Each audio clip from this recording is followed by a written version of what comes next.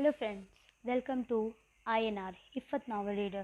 तो चलिए आज शुरू करते हैं लव द डेविल के चैप्टर 10 को, नफ़रतें। हॉस्पिटल में यश आईसीयू में था। उसकी माँ मिसेस सक्सेना काफ़ी परेशान लग रही थी और वहीं आशु सक्सेना भी काफ़ी ज़्यादा परेशान और गुस्से में थे। आखिर उनके बेटे के साथ इस कदर मारने की हिम्मत किसने की थी। तभी एक डॉक्टर वहाँ आई और उसने आशु सक्सेना से कहा, आपके बेटे को होश आ गया है, अब आप उनसे मिल सकते हैं। इतना कहने के बाद वो डॉक्टर वहाँ से चली गई। आशु सक्सेना और मिसेस सक्सेना तुरंत अपने बेटे से मिलने दौड़ गए। उन्होंने अंदर जाकर देखा तो उनका बेटा अपनी जगह से उठने की कोशिश कर रहा था। वो दोनों तुरंत भागकर यश के पास गए। ये तुम क्या कर रहे हो? तुम अभी भी ठीक से रिकवर नहीं हुए हो, मिसेस सक्सेना ने यश से कहा। माँ, मानसी मुसीबत में है, मुझे उसे बचाने जाना होगा, यश ने उठने की कोशिश करते हुए कहा। उसकी बात सुनकर आशु सक्सेना ने थोड़े गुस्से से कहा, तुम चुप होकर यहाँ आराम करो। और तुम्हें किसने कहा कि मानसी मुसीबत में है? मैं उसे खुद देख कर आया हूँ, वो एकदम ठीक है। नहीं पापा, आपको नहीं पता, कुछ बात तो ज़रूर है जो मानसी उसके साथ रह रही है। मुझे उसे बचाने जाना ही होगा, यश बोला। तुम कहीं नहीं जाओगे, ये मेरा ऑर्डर है, आंसू सक्सेना ने गुस्से से कहा। लेकिन यश इतना ही बोल पाया था कि आंसू सक्सेना ने फिर से थोड़ा गुस्से में कहा, लेकिन वेकिन कुछ नहीं। जब तक तुम पूरी तरह से ठीक नहीं हो जाते तब तक तुम यहीं कहीं नहीं जाओगे। पर मुझे ये समझ में नहीं आ रहा कि तुम्हें इतना मारा किसने, ऐसी हालत किसने की तुम्हारी। यश अपने पापा की बात सुनकर चुप हो गया। उसको पता था कि अगर उन्हें पता चल गया तो वो बहुत गुस्सा करेंगे। इसलिए यश ने कहा, मुझे नहीं पता। जब मैं रात को जा रहा था तो किसी ने हम पर हमला कर दिया। ज़रूर कॉलेज में किसी से लड़ाई की होगी। वैसे भी लड़ाई करने में तुम नंबर 1 हो, आंसू सक्सेना बोले। उनकी बात सुनकर यश ने कुछ नहीं कहा, लेकिन मिसेस सक्सेना ने आशु सक्सेना को डांटते हुए कहा, आप यहाँ क्या बात कर रहे लेकर बैठ गए हो? एक तो हमारे बेटे को इतनी चोट लगी है और ऊपर से आप इसको डांट रहे हैं। ये कहते हुए मिसेस सक्सेना ने यश को गले से लगा लिया। तभी दरवाजे से यश के कुछ दोस्त अंदर आए। ये देखकर आशु सक्सेना और मिसेस सक्सेना बाहर चले गए। तभी यश के दोस्त उससे अच्छे से मिल सके। और वही सत्संग के विला में मानसी की आँखें भी धीरे धीरे खुलने लगी थी। देवकी वहीं उसके पास बैठी हुई थी।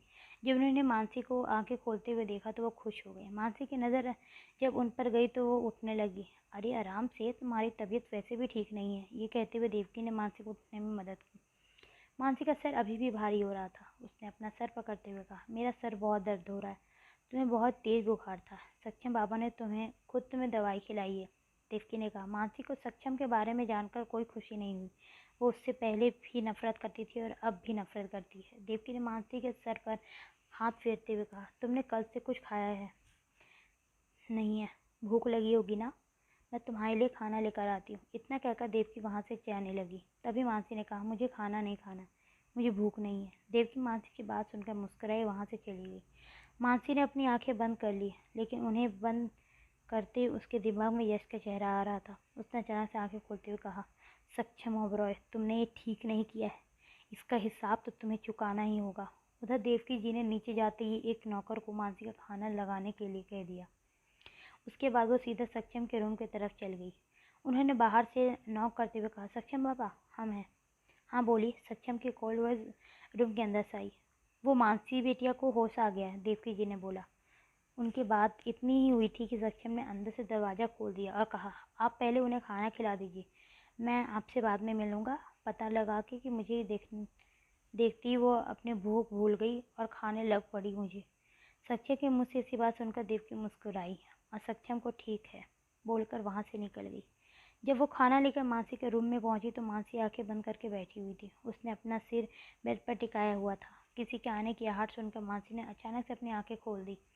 सामने देखा तो देवकी अपने हाथ में खाने की प्लेट लेकर खड़ी थी। मैंने कहा था कि तुम्हें भूख नहीं है, फिर आप क्यों लेकर आई खाना? मानसी ने मुंह फेरते हुए कहा। गुस्सा कभी भी खाने के ऊपर नहीं निकालते, क्योंकि ये खुद किस्मत वालों की नसीब होते हैं। कई लोग इन खाने की वजह से भूखे ही मर जाते हैं, इसलिए हमें कभी भी इसका अनादर नहीं करना चाहिए, देवकी ने मानसी को समझाते हुए कहा। मानसी ने पलटकर देवकी को देखा, जो उसके ही पास बेड पर बैठी गई थी। पता नहीं क्यों देवकी को देखकर मानसी को अपनी माँ की याद आ गई, क्योंकि शायद मानसी की माँ भी मानसी की गुस्से होने पर खाना ना खाने ना के कारण उसको यही कहती थी जो अभी अभी देवकी ने कहा था। मानसी से और ज़्यादा रुका नहीं गया और वो देव के गले लग गई और ज़ोर ज़ोर से रोने लगी। उसने रोते हुए कहा, सक्षम बहुत बुरा है, बहुत। वो बुरी नहीं है, वो बस अकेले हैं और उसे इसी अकेलेपन ने उन्हें कठोर और निर्दय बना दिया है, देवकी ने कहा। मानसी ने रोते हुए अपनी गर्दन हिला दी और कहा, नहीं, वो बहुत बुरा है, वो शैतान है, शैतान। इस बात पर देवकी ने मानसी की बात का कोई जवाब नहीं दिया और उसने फिर मानसी को खुलकर रोने दिया। बहुत देर रोने के बाद मानसी का मन काफ़ी हल्का हो गया। उसके बाद देवकी ने अपने हाथों से मानसी को खाना खिलाया। खाना खिलाने के बाद देवकी मानसी को नहाने का बोलकर चली गई। मानसी का कुछ भी करने का बिल्कुल मन नहीं कर रहा था, लेकिन वो इस तरह से भी नहीं रह सकती थी। अब उसको खुद ही कुछ करना होगा, यहाँ से निकलना होगा। ये सोचते हुए वो बाथरूम की ओर बढ़ गई। जब वो नहाकर बाहर आई तो उसने एक हरे रंग की लॉन्ग ड्रेस पहनी हुई थी।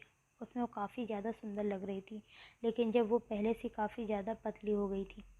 थोड़ी देर के बाद वो नीचे गई। नीचे जाकर उसने देखा तो कुछ लोग आए हुए थे। सक्षम भी उसके साथ ही नीचे बैठा हुआ था। जब उन्होंने मानसी को सीढ़ियों से नीचे आते हुए देखा तो उन सबकी नज़रें मानसी के ऊपर ठहर गई। सक्षम ने जब ये देखा कि उसके दोस्तों का ध्यान कहीं और है तो उन्होंने अपनी गर्दन घुमाकर उसकी तरफ देखा। उसके पीछे मुड़ते ही सक्षम और मानसी की नज़र आपस में मिल गई। मानसी के चेहरे पर सक्षम के लिए नफरत थी और वही सक्षम के चेहरे पर कोई और भाव नहीं थे। सक्षम ने फिर अपने दोस्तों की तरफ देखा और उसके हर पर हैरानी साफ साफ दिखाई दे रही थी और वो सब सक्षम को एक सवालिया नज़रों से देख रहे थे।